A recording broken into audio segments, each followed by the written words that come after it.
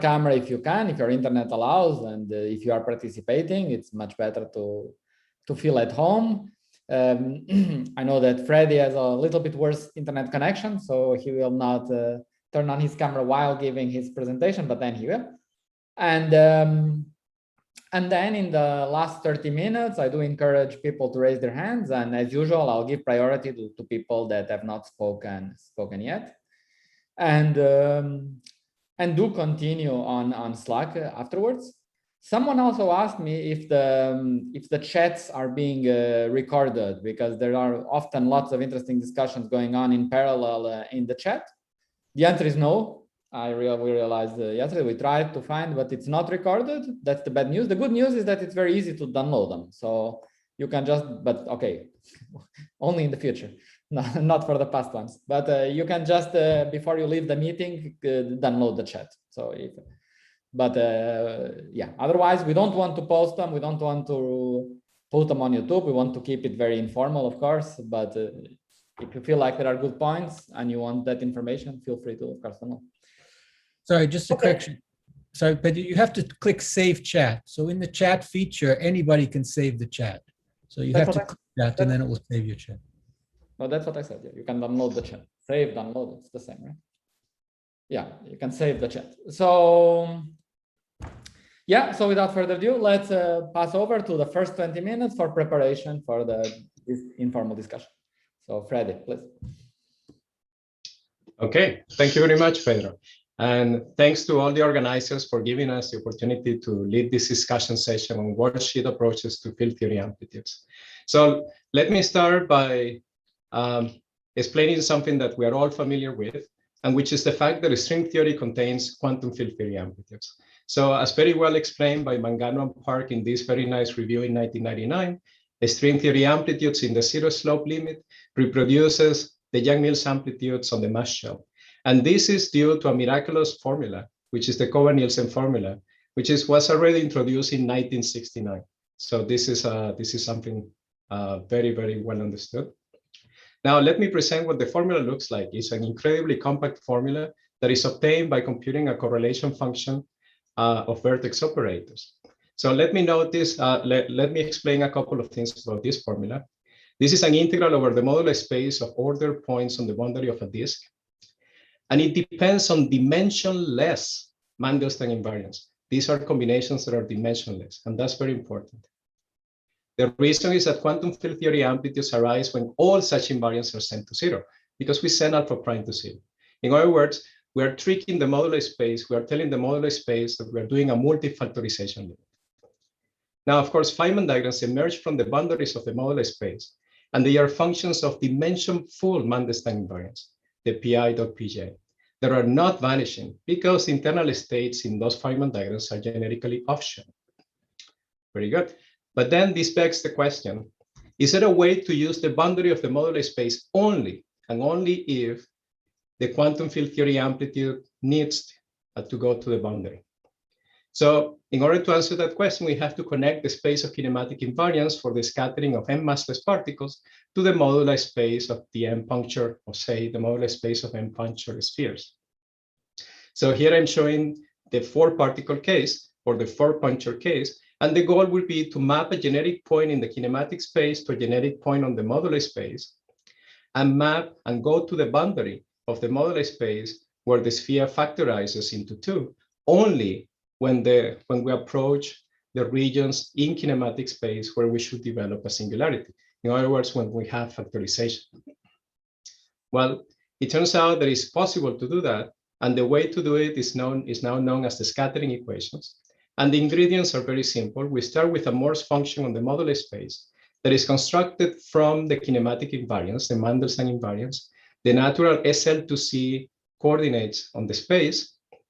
And these coordinates are constructed using the homogeneous coordinates for the points on CP1.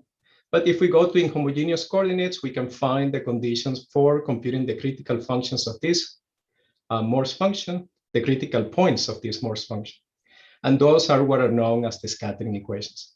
Now, these are the equations that link the kinematic space to the modular space in such a way that you only go to the boundary when it's needed. It turns out that these equations have a very long history, starting in at least in 1972. Now, in 2013, together with Song He and Ellis Yuan, we found a way to use these scattering equations to compute or to provide formulas for tree scattering in any number of dimensions for a variety of theories. And amplitudes are computed as integrals over the modular space. But of course, these integrals are now localized to the solutions of the scattering equations. And there are n-3 factorial such points. So this integral is nothing but a sum. So far, all known integrands can be separated into two parts, each of which has the same SL2C transformation. And traditionally, they are called left and right. The important thing is that they have no poles in kinematic invariance. In other words, all poles are generated and controlled by the scattering equations. So here I'm just going to show you very quickly a table with some of the theories that were first constructed. In fact, the first ones were here, Einstein gravity, Young-Mills, and something that is called the bijoint scalar theory. And putting these together, you find that formulas like the KLT relations follow from simple linear algebra. Now, I also wanted to show you these two theories here because at the time they were constructed using the CHY formulation and they were new theories. So in other words, this was a method for discovering new theories. The special Galilean is something that has received a lot of attention, and this theory still hasn't been found to have, not even the Lagrangian has been found. So we have the S matrix, but not the Lagrangian. Now, we're going to understand all this, hopefully, by the time we get to Lionel's part, where he's going to talk about the Ambi twistor string construction and the Worldsheet construction that leads to all these formulas. But in order to understand why twistors and why string come together, let's take a little tripping down in history. And let's go back to 1986, when Park and Taylor proposed a miraculously simple formula for three gluon amplitudes when you have two negative helicity gluons and the rest are plus. If you haven't seen this formula, you have to go and find it. 2 years later, Naive interprets the Park-Taylor formula as a 2D correlation function of fermions on CP1. So we had to wait until 2003 when Witten introduces twistor string theory, which is a string theory on twistor space which computes perturbative n equals 4 super Young-Mills amplitudes using maps from CP1 to super twistor space CP3/4. And these maps could be connected or disconnected. And the integrals over the modular space localized. So they are not integrals, but they are localized. Soon after, Berkovits proposes an open string formulation. Now, in 2004, just a year later, Royman, Spratling, and Volovich proposed that connected contributions compute all three-level amplitudes. And then we ended up with a picture where the connected contributions compute everything. Also, the disconnected ones can compute everything. But today, we're only going to focus on the connected contributions. And that's why I'm now showing you what is now known as the Witten RSV formulation, which is also a beautifully compact formula that encodes all amplitudes in n equals 4 super Young-Mills. Now let's continue with our historical review. In 2012, Hoyes proposes a miraculously simple formula for three graviton amplitudes with two negative helicity gravitons and the rest plus. Again, if you haven't seen this formula, you should go and find it. It didn't take that long for a Witten-like formula for n equals 8 supergravity to come out. And this immediately begged the question, are these formulations exclusive to n equals to 4 dimensions and to maximally supersymmetric theories? After all, we had n equals 4 super Young-Mills, and here we have n equals 8 supergravity. And the answer, of course, I already gave it to you. The answer is no, because in 2013, the CHY formulation provided a generalization, and then the worldsheet models as Ambi twistor strings came. So this is going to be discussed in Lionel's part. But since I still have a few minutes, maybe 2 minutes, let me discuss some developments. And some of these developments are so recent that this happened just less than a week ago.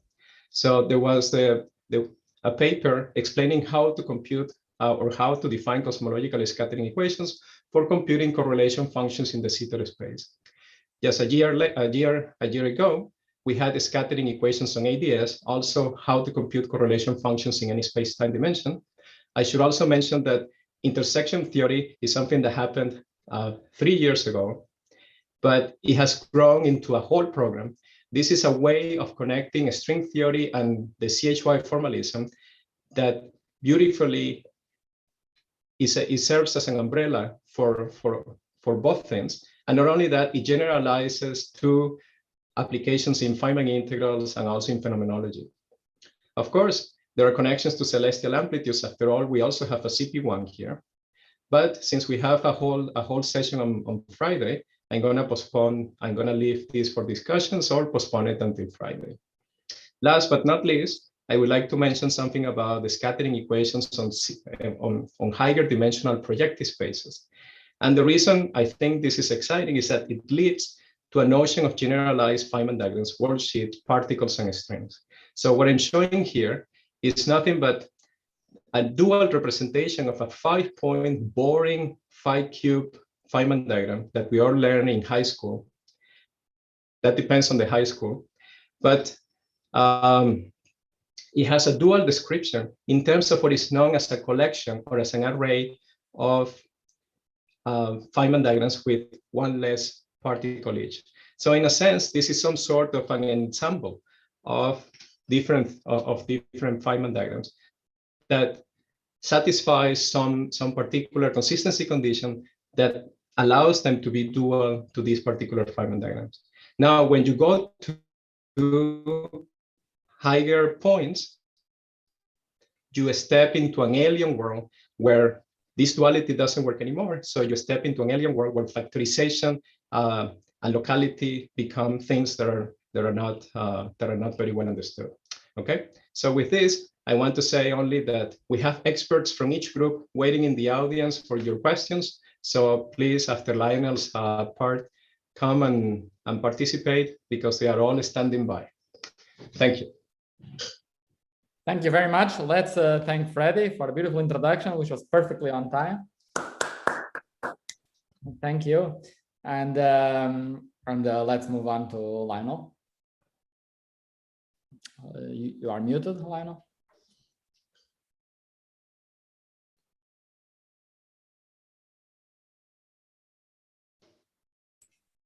Sorry. Very good.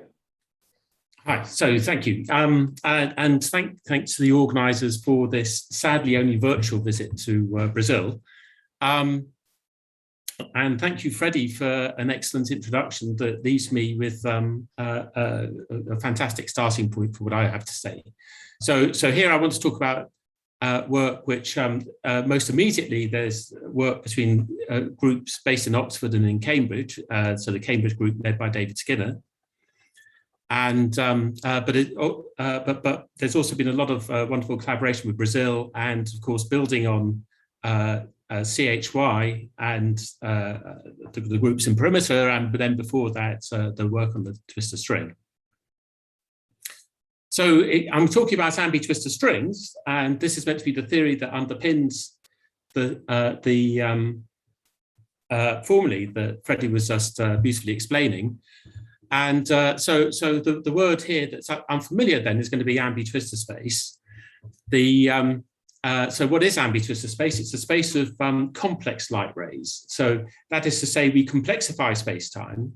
And so this MD, which is meant to be a d-dimensional space-time here, is to be thought of as complexified. So it's CD, not RD.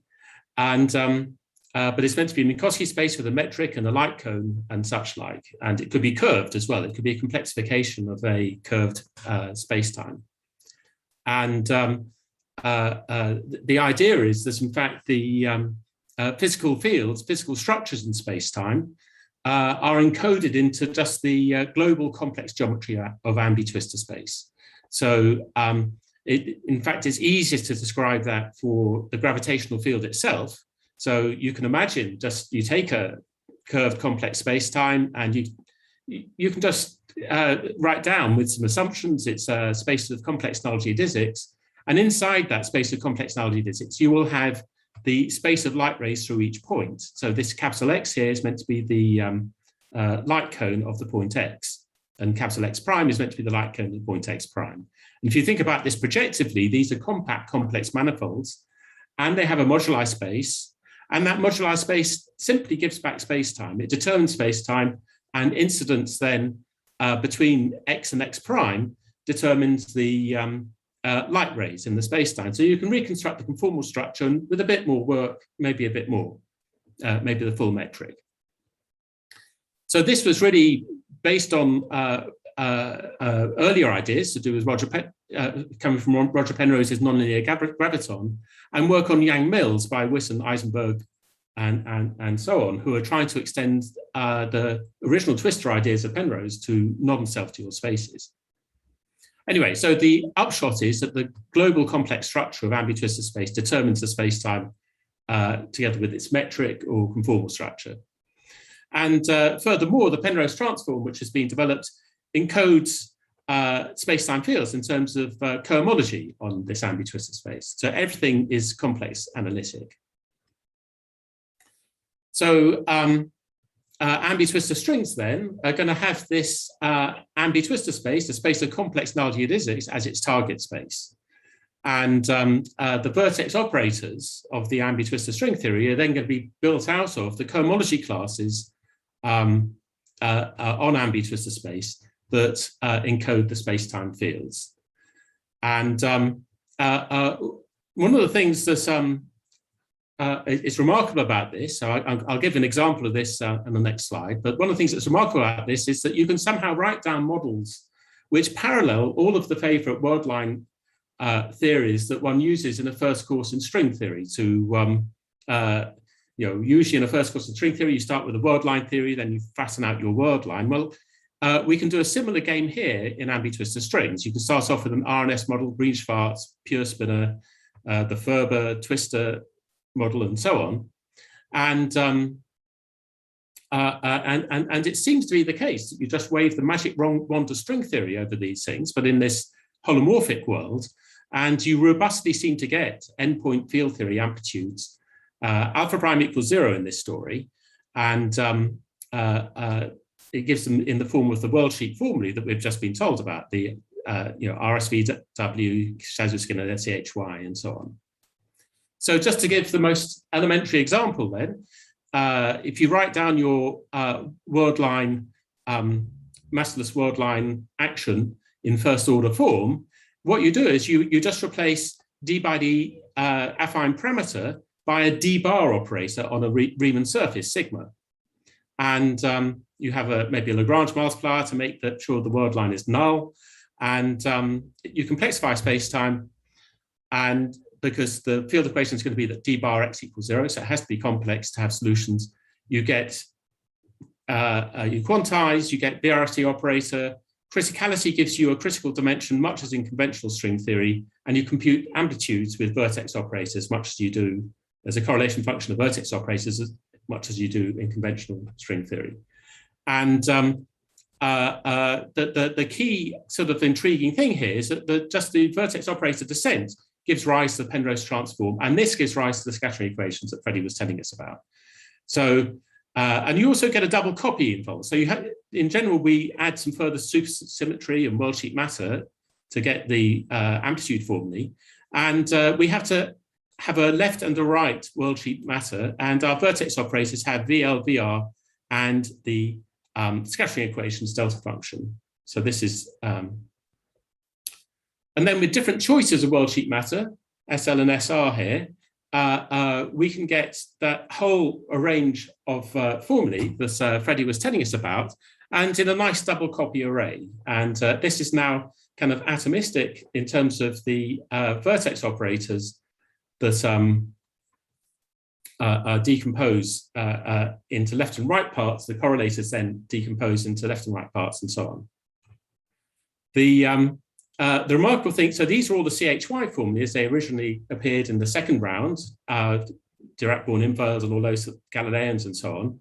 But these series then have extra sectors. So for example, the biojoint scalar has a gravitational sector. The Einstein one has Raymond sectors. And this is really a story about type 2b supergravity in 10 dimensions in this, or type 2a or 2b supergravity in 10 dimensions, this Einstein formula.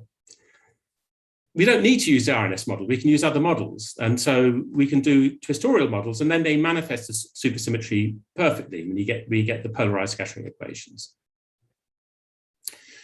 The other thing that you can do with the string approach is that you can just follow this, the ambi-twistor string approach, is you can try to extend the CHY formulae to loops. And we just follow the standard sort of routine that you'd expect in string theory. So you, for example, you work on a torus to do one loop, and you discover that the scattering equations can be extended to fix the moduli. So we get fixed points inside this kind of plane inside the fundamental domain for the moduli. Now, you might have thought that it's a bit extravagant to have all these elliptic functions for loop integrands, which are going to be, in some sense, rational functions of the loop momenta. And what you discover is you can actually do an integration by parts to get all of these contributions from these solutions to the scattering equation in the fundamental domain, and just concentrate them all on the nodal sphere tau equals I infinity. And then you can get sort of purely rational formulae again. And this is work that's been, well, a group of us started this, but then this has been followed through in rather dramatic form to Genus 3, most recently by Yvonne Geyer and two Ricardos. And what they discover is a fantastic interplay with the true string, so to speak, correlation functions, the field theory amplitude, and lots of sort of stepping stones in between. And I can't really do justice to this, but I hope one of them, maybe Yvonne is in the audience if people are curious about this. I think Oliver is going to talk about this a bit tomorrow anyway. Lionel, you are almost out of time. Okay, so further directions. The other thing you can do is you can take the models into curved space. You can do amplitudes on strong backgrounds. And so this is one thing I've been developing with Tim Adamo and friends, Atul Sharma. You can get fully nonlinear connections to the space-time action, at least in special cases of amplitudes. And this has actually led Atul Sharma to get a recent sort of breakthrough, is to get a twistor action now for Einstein gravity. And this feeds back to something that Freddy briefly mentioned, which is the disconnected formalism. There's much work on ADS, CFT, and holography. Models in the bulk, models in the boundary, which is in some sense, well, I don't really know how the Gabadil and Gopakumar fits in with this. I don't quite know what's going on there. And there's a celestial story as well. There's a lot of work on this.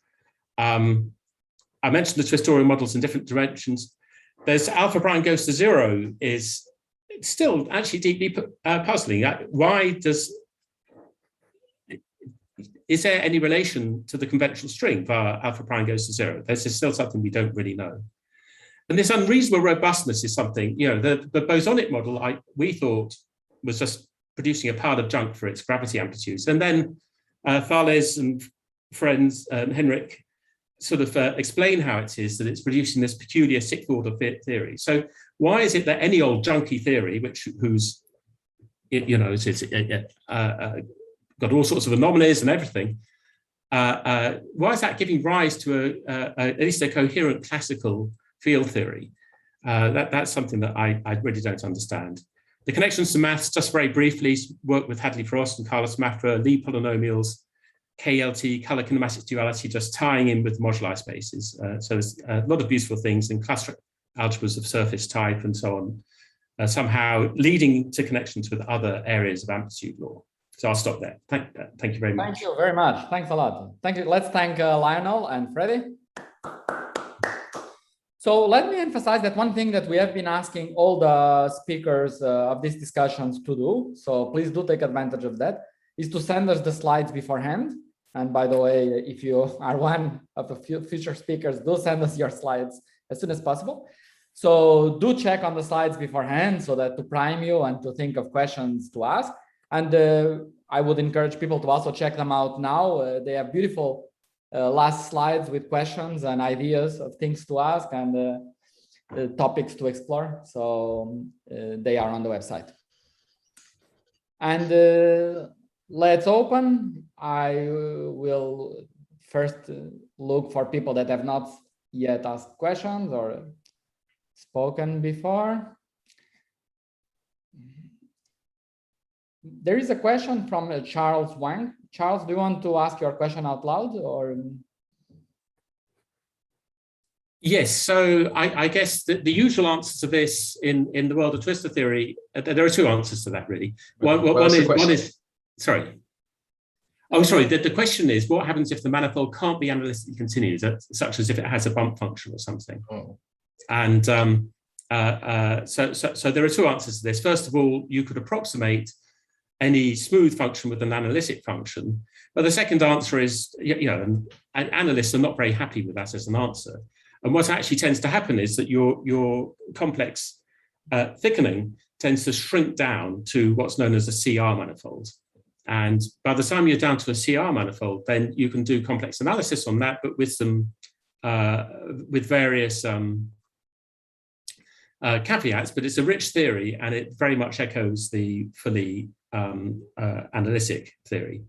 And you can do the same things anyway. Nathan? So you made a comment at the end about bosonic gravity theory that you said you could make sense out of it. Can you say in what sense you can make sense out of it? Ah, well, okay. So, I mean, this is a terrible theory. So what was remarkable? So when we first wrote down the bosonic string, Ambi twistor string, it had a gravity sector, and we wrote down amplitudes, but they looked like a pile of junk, to be honest, and we didn't really think that they corresponded to anything of any interest.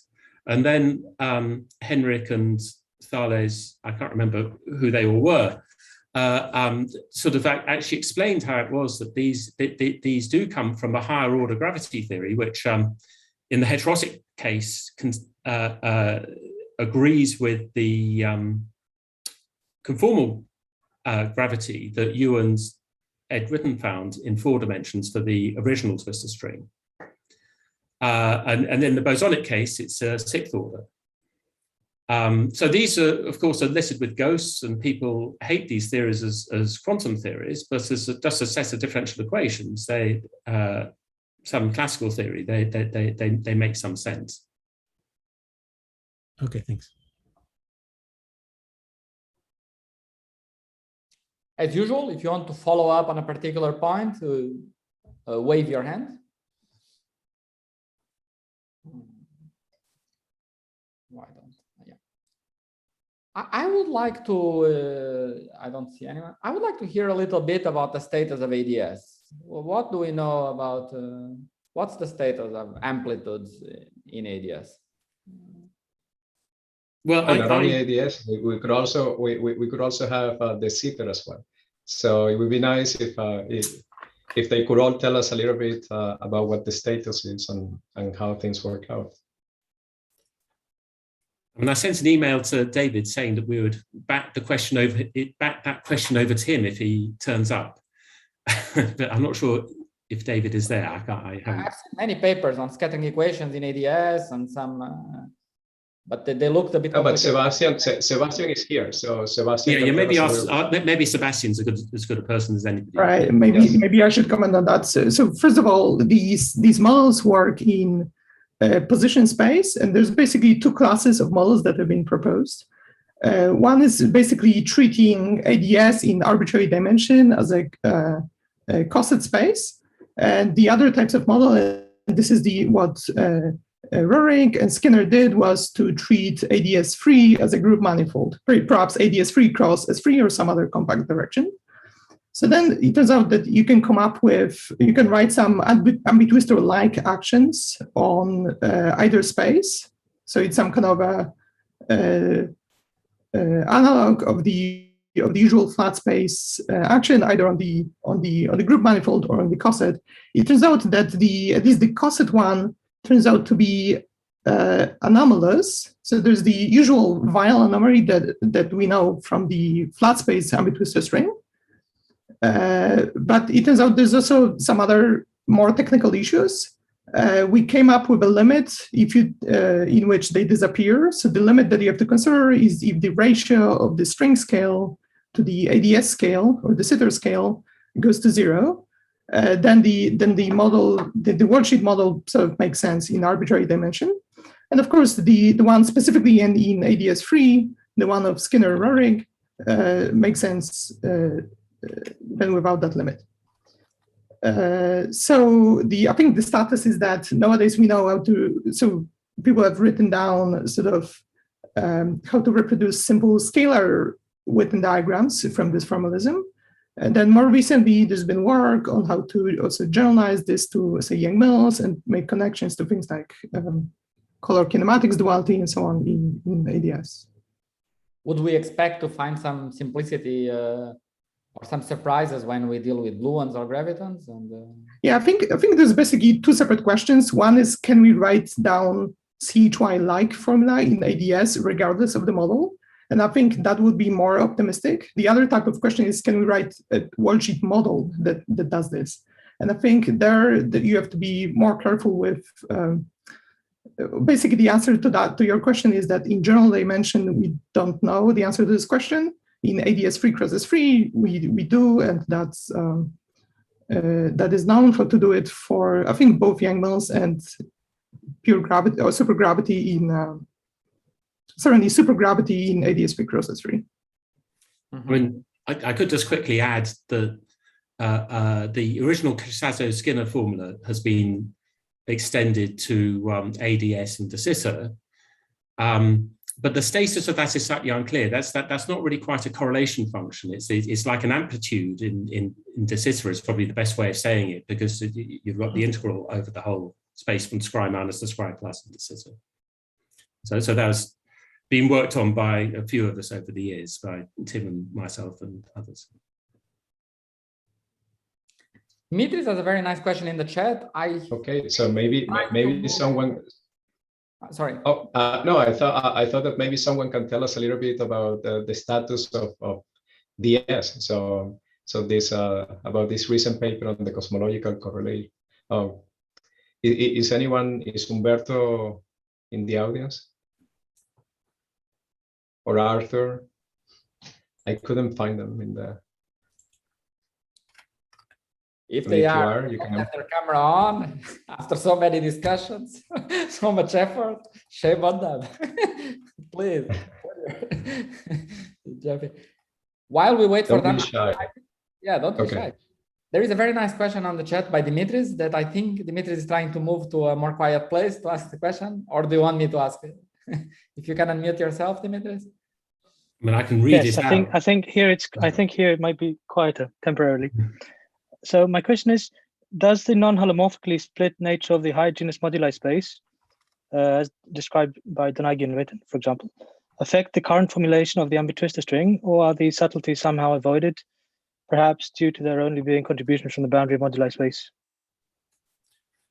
I was just looking for Yvonne, but she's not here. I think the short answer to that is that in the Ambi twistor string, the supersymmetric worldsheet is degenerate, and so the non-splitness is not something that actually happens. It's a peculiar degeneration. So the supersymmetry does not square to give you the derivative on the worldsheet, and so therefore the moduli space in the Ambi twistor space splits. The actual worldsheet correlator is very closely related to the conventional string one, but it's not the same. And Oliver is probably the expert on that particular story. And I don't know if he'll talk about that tomorrow, or if well, anyway. So I'll stop there. Is it the case that there is an underlying super Riemann surface, or there's a Riemann surface to start with? So the supersymmetry on the Riemann surface in the RNS Ambi twistor string is, as I say, degenerate. So the kind of it doesn't square to give you the straightforward derivative on the worldsheet in the way it does in the conventional. And so therefore the moduli space splits. But that's not to say that there isn't a very detailed and close correspondence between the moduli space. Except Oliver deals with the pure spinor string, which doesn't have this issue. So. Yeah. I was calling Nathan is very, very discreetly, but he's waving. Oh, sorry. Or maybe Nathan. Yeah, sorry. I'm not happy with the loop. I think Lionel knows. I'm not happy with the loop computations in the Ambi twistor string. Essentially, I don't think you understand how to integrate over the moduli. So I honestly don't think you can say anything until you know how to integrate over the moduli. I mean, you have these complex integrals that I don't think make sense. I mean, I know that actually the other person who has thought very deeply about this is Piotr. Oh, he's here. Okay. So we could sort of, I don't know if he's listening. Yeah, I mean, Piotr and I have debates about this, and I absolutely agree with you that it's not a settled subject. And I think of Piotr as somebody who's thought about it more deeply than I have. So if he's prepared to say something, that would be great. Yeah, Piotr, please. I can I don't have anything, unfortunately, I don't have anything super precise or very conclusive to say. It's just that there is one thing that I think really remains ununderstood is the prescription for the zero mode integral for the loop momentum field, for the loop momentum. And that is tied to the choice of integration cycle and which solutions you gotta pick for the scattering equation. And I think that's still an open problem, and that the rest of the quantization and determining the moduli, etc., has been done quite neatly, I think. But the zero mode part is still an open question, I would say. But I don't have the loop momentum is really the thing that comes in a bizarre manner. I'm happy to agree with all of that. There is a question from Marcus Pradlin, wrote me in the chat privately, but is saying that asking basically the same question that Nathan is also asking in the chat. If someone could comment about how the Ambi twistor alpha prime to infinity is related to high energy scattering in string theory. Is it a coincidence? Or is there a relation? Maybe Freddy or Lionel could say something about it. I think Sebastian should be because that is precisely that question that was nicely putting into context with intersection theory. Okay, very good. All right, so maybe at least in my opinion, it seems very much like a coincidence. Let me actually emphasize something that we might have seen last week, the difference between the scattering equations and the critical point conditions in the conventional string. So the scattering equations are the ones that have a finite number of solutions because they're defined on the moduli space. And as we've seen last week, in order to correctly talk about asymptotics in the traditional string, when you take alpha prime to infinity, you have to really upgrade the moduli space to the covering space, upgrade the Morse function to the covering space of the moduli space. And this is how you see the critical point conditions really have infinite number of solutions. And this was the thing that had to be true in order to be consistent with the fact that there's a Stokes phenomenon as you study the high energy limit of strings, and it sort of leads to this small breakdown of our traditional intuition that the strings are supposed to be exponentially suppressed at high energy.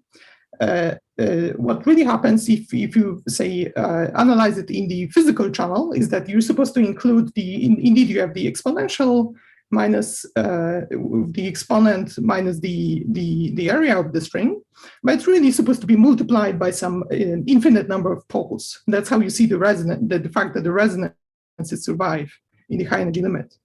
And this is a small breakdown of this traditional intuition because it tells us that at arbitrarily large energy, at tree level, the amplitude could be arbitrarily large, so it doesn't really decay.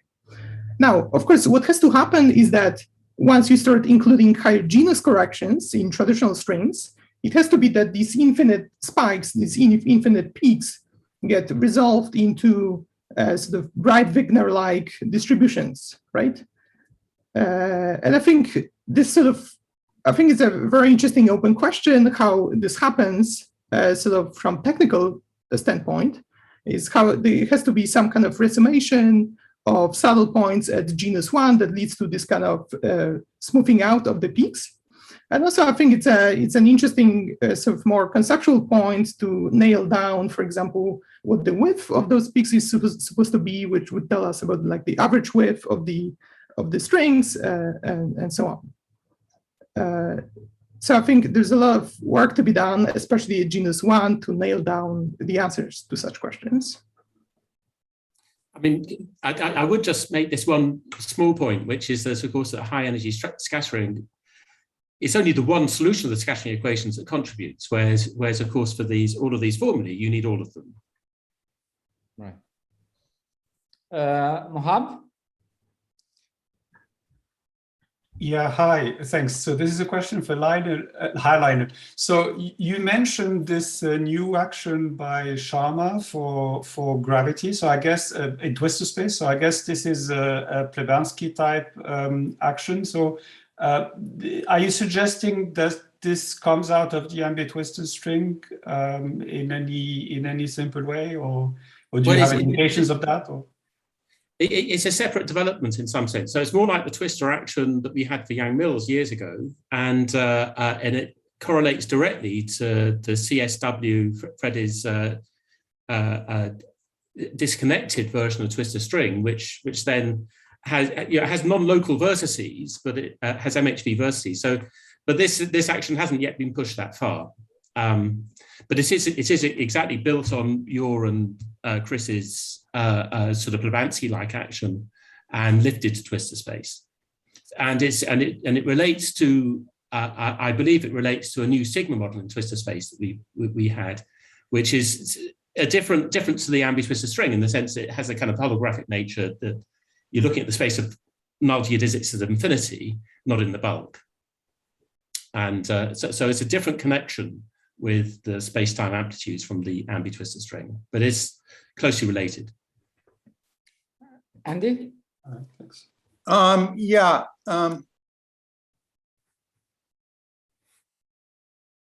you were unmuted and now you are muted. You muted yourself when you started speaking. Okay. Yeah. The question from the discussion a few minutes ago there's about loop diagrams. So could somebody just clarify when, I mean, in general, we don't expect to have sensible loop diagrams in a theory that is not ultraviolet complete.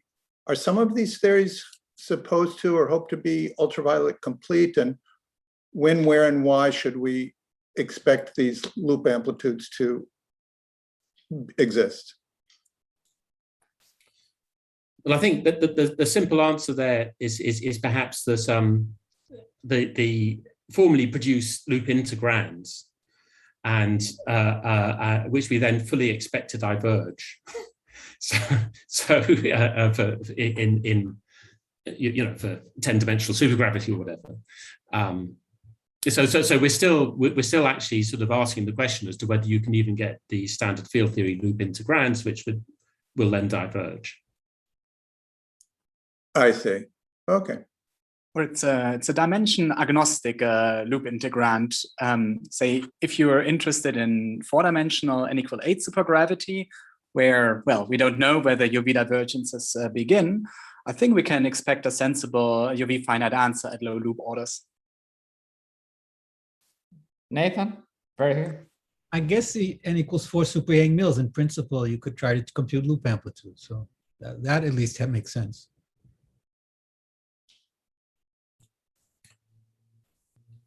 Yes, and I guess what we'd hope is that you'd get the loop integrand, and that they well, actually, but you say it makes sense, but then you have the infrared divergences. So in fact, there's always something bad.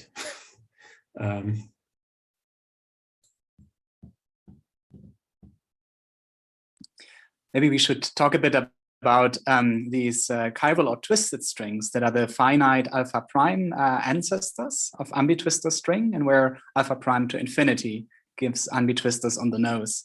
So the Z chiral strings are related to conventional strings by a sign flip of alpha prime, at least in the right moving sector. So you change the notion of creation and annihilation operators in one of the chiral halves, and this truncates you to a finite spectrum. When in the maximally supersymmetric case, only the master states survive. And I guess there's a great deal of computational control in the tree-level amplitudes in these chiral strings, where you get rational functions in alpha prime, even in the bosonic model. So let me ask a very naive question in general about these twister strings. Is it true that these twister strings are normally engineered to match the amplitudes that we get, or do we sometimes get new insights that were unexpected from playing with these twister strings that we did not know before? My impression was that there were some formulas, some determinants, and people create some twister string to reproduce some determinant. Or is there a more constructive way of building and finding new theories and new amplitudes? Well, my claim would be that there's I mean, what you describe is absolutely what happened. I mean, David and I were reverse engineering from Freddy's formulae, but then later you can obtain new formulae. So, for example, the new sectors that you find, like finding the Ramond sector, is something that would have been hard to do from the formula itself. And of course, those amplitudes are as awkward to write down at multiparticle level as they are in the conventional string. And also the twistorial models, I guess, were new formulae.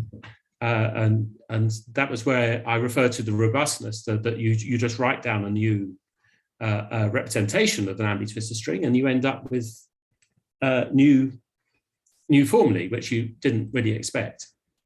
I see. Rajesh? Hi, I had a sort of a general question. It's a little vague, but maybe Lionel or Freddy can answer.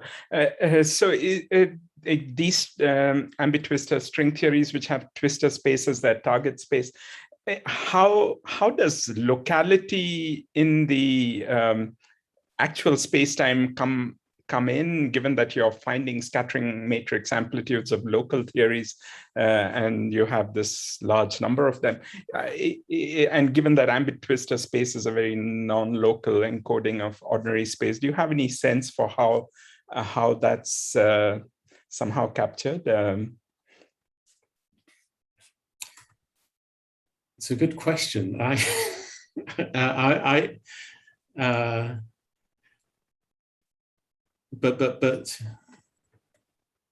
I wish I could answer that question. Sorry, maybe Freddy's got something he could say. No, I guess what I can say is that at least from the final object, I mean, it's more or less in the same way that a string theory does it, because what you're relying on is that the structure of the modular space is what does the magic. So the structure, the structure of singularities, factorization, all the properties that you really need are already there in the. I mean, as I like to tell sometimes students, I mean, if you had a mathematician friend many years ago and you ask, look, is there any mathematical space that does this and that factorizes like this? They would have said, well, yes, so we have it. And you have tried very hard to connect it to physics because you would know the answers that you need. So I think the answer is that it does it in the same way that a string theory amplitudes do it. But yeah, so I'm struggling because you see, so Fred is saying that as a property of the scattering equations, that they have this beautiful property that they encode factorization. But I wish I could see that directly from, I think it may be that somehow the CFT of the ambi-twistor string knows about that factorization. I suppose that's where you might see it in the ambi-twistor string. Shota? Yeah, I had kind of a bit technical question. So I know like in N equals 4 mills, you can also like write the action in twistor space. And I know there are also some works of N equals 4, well, Mills action in ambi-twistor space.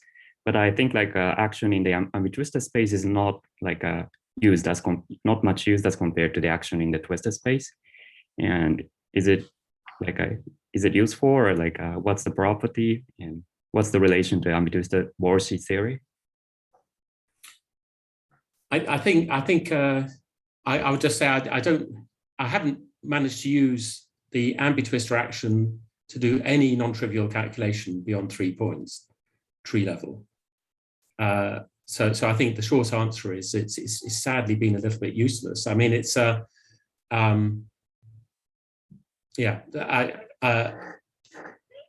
mean, I think one can maybe hope that it relates to the ambitwister string, but in the same way that sort of it has the structure of a Chern-Simons action. So you could hope it relates to the ambitwister string in much the same way as Chern-Simons actions encode conventional string theories. But again, I don't think that's ever been made explicit. Okay, thanks. There is a question from Nathan and Deepak in the chat about how the ambitwister connects to the amplituhedron. Well, the amplituhedron is, of course, a story about a Wilson loop, and so it's no longer an amplitude. So I've struggled for some time to try to understand how it is you could make contact with the Wilson loop in ambitwister space. Yeah. So again. So there are lots of connections with positive geometry more generally, but that's been more via the momentum amplituhedron, which is something that was introduced by Matteo Parisi and Tomek Lukowski and friends. And so the momentum amplituhedron is the corresponding story about the amplitude. So it's a dual. The amplitude and the planar Wilson loop are sort of dual conformal, or T-dual to each other. And so the amplitude you can deal with, but I don't know how to deal with the Wilson loop. I don't know if Freddy wants to add something or no. So Hi, I want to follow up on Andy's question earlier. So about the UV divergence, we can just do dim reg. What's wrong with just doing dim reg? No, there's nothing wrong with doing dim reg. I think our struggle really has been more to sort of really believe the steps that get us towards the loop integrand. I mean, the steps that get us towards the loop integrand are quite systematic now, as witnessed by this recent paper by Yvonne Geyer and the two Ricardos. And then, of course, it's dimension agnostic, so you can do dim reg. So there is nothing wrong with that side of it. I think what Piotr and Nathan were worrying about is believing the formulae that live on a genus 3 Riemann surface as to whether that formula is completely well defined as far as its modular invariance is concerned. And but the steps that then take you from that to a Riemann sphere with 3 double points can then be used to write down a loop integrand, and that is completely systematic, and that gives you the correct answers. And so they've managed to walk through that process to go from the field theory amplitude in BCJ form through to the correlators on the worldsheet and connecting to the kind of the true string amplitude from the ambitwister string kind of formula. Yeah, I mean, of course, one could a priori whether the integrand is unambiguously defined if the integral is ill-defined, but if one puts some restriction on how it behaves near the degeneration limit of the moduli space, then presumably it will be unambiguously defined. Yeah, I think that's maybe a way of saying it. And just a minor comment about this enclosed for supremos, or it was mentioned this infinite divergence, but of course one could go to a Coulomb branch, and if you look at the exclusive amplitude of just the Cartan photons, there'll be no infinite divergence there. Absolutely, and of course both the primitive group led by Freddy and now Yvonne and I and Julianne Albonico backing on their work have now figured out how to do some of that. Andre has a very nice question in the chat. Andre, do you want to unmute yourself?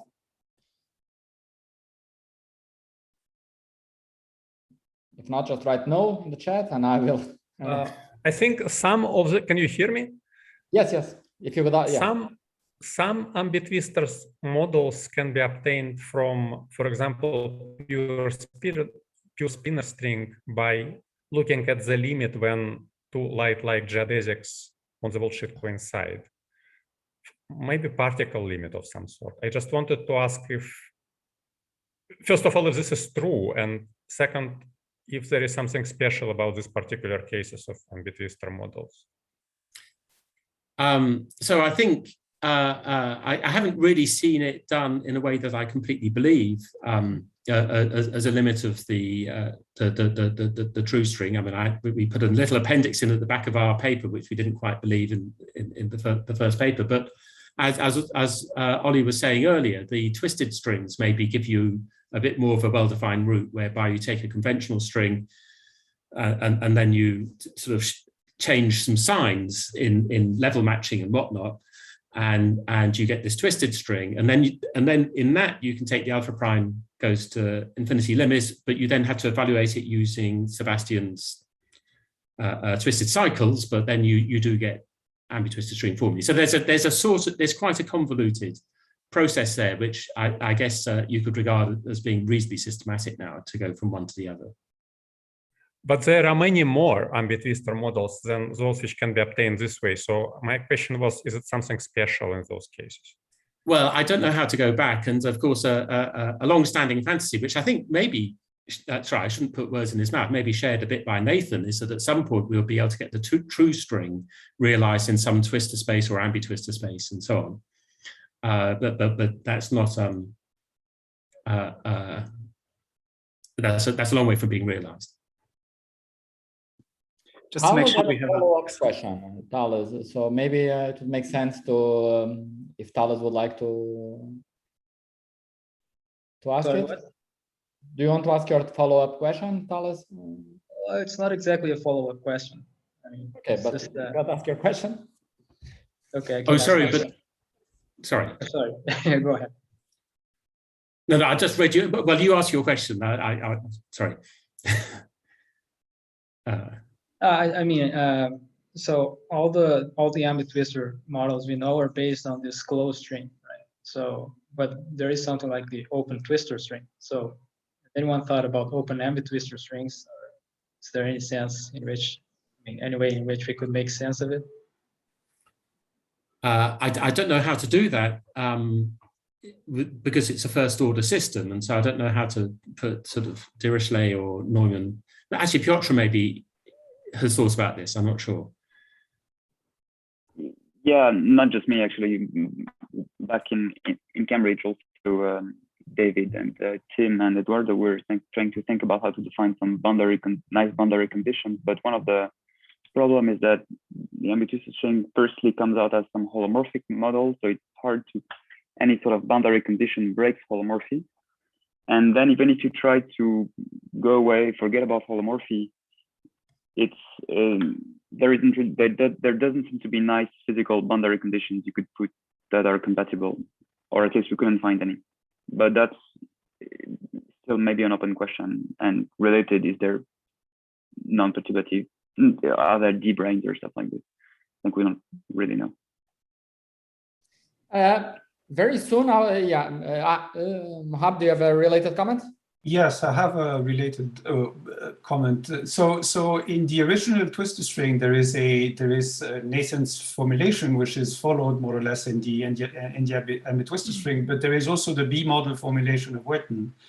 And there, of course, there are D-branes and they play a very important role. So I was wondering whether you had thought about a B model formulation of the ambitwister string, or whether they give something completely different. I mean, I always thought of the B model as simply providing the holomorphic vector bundle, and then the D1 instantons were essentially Nathan's twistor string. That was the way I always thought of it. I mean, I don't know if that's the correct way to think about it, but that was, maybe Nathan will be able to correct me or. Well, so maybe a related thing. I mean, so in the original version with the B model, there's also the relation to this theory of Beshatsky and company, so BCOV, etc., which is the complex structure deformation in the twistor space, and this is related to the nonlinear graviton construction and so on. But of course, on Ambi twistor space, this would be different. It would be much larger. And I don't know what it gives. So I was wondering whether you have given this some thought. I mean, again, I think the nature of the B model and maybe even Bikov is that they encode the information of the global complex structure on twistor space or Ambi twistor space. And the novelty of the string is that it adds these non-local terms in Ambi twistor space or twistor space, the D1 instantons, and that's what's driving the amplitude formulae. So you always need something more, and yeah. No, but the point is that in the B model, you know exactly what the branes are. So for example, Witten in his paper goes through the non-perturbative, or at least what was understood of the non-perturbative sector of the theory, because in the B model you can classify the D branes. So maybe one approach, if there was a formulation of the Ambi twistor string in terms of B model, then you would know what the allowed D branes are, because the structure is fixed in the B model. But I mean, it's just a suggestion. I have a suggestion. Some people might want to take a short break. Let's continue informally afterwards, maybe for 7 more minutes. I have some questions, but let's thank Freddy and Lionel for a very nice discussion.